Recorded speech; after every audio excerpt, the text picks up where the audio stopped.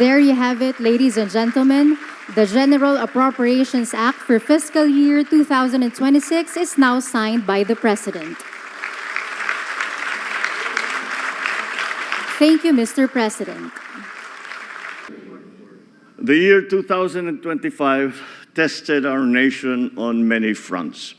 We experienced climate-related disruptions, earthquakes, economic uncertainty, and the exposure of widespread corruption within our system. These challenges are painful, but they also made one thing clear: real change could no longer wait. And so as we enter this year, let us take this opportunity to start moving forward with difficult but needed reforms in governance, to rebuild the trust in us, to strengthen accountability, deliver an honest and effective government to the Filipinos. We are at a critical juncture in the implementation of this administration's medium-term development plan and on the cusp of sweeping reforms in politics and in governance. The 2026 General Appropriations Act is a vital component in all of these. With the signing of Republic Act number 12314, or the General Appropriations Act of fiscal year 2026, we are committing to implement a budget that serves the people. Totaling 6.793 trillion pesos, the national budget is aligned with our medium and long-term development plans and vision, reflecting our investment in the Filipino.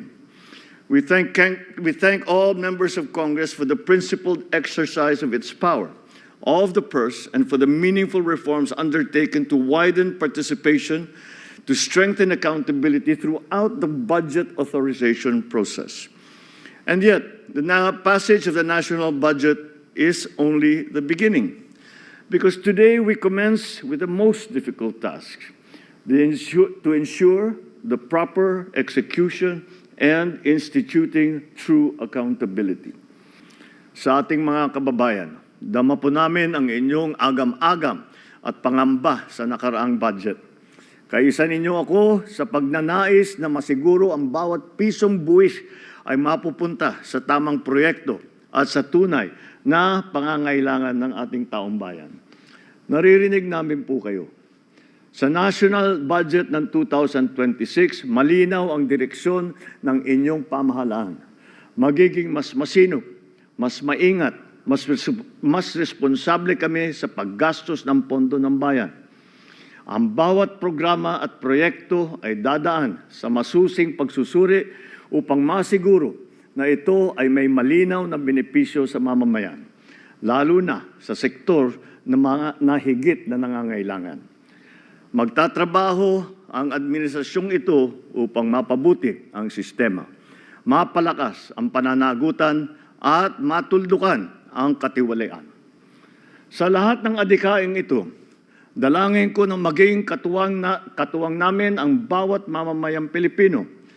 Ang pagbabantay, ang pagtatanong, ang pag-uulat, at ang pakikilahok sa mahahalagang bahagi ng isang gumaganang demokrasya. Kasama ninyo kami sa layunin, tiyakin na ang budget ng bayan ay para sa bayan. Hindi tayo napapayag na mapunta sa kurakot ang salaping pinaghirapan ng bawat Pilipino. Sa pagharap ngayon natin sa bagong taon, nawa ang apoy na nag-aalab sa ating mga puso ay magdulot ng tunay na pagbabago tungo sa isang maunlad na kinabukasan.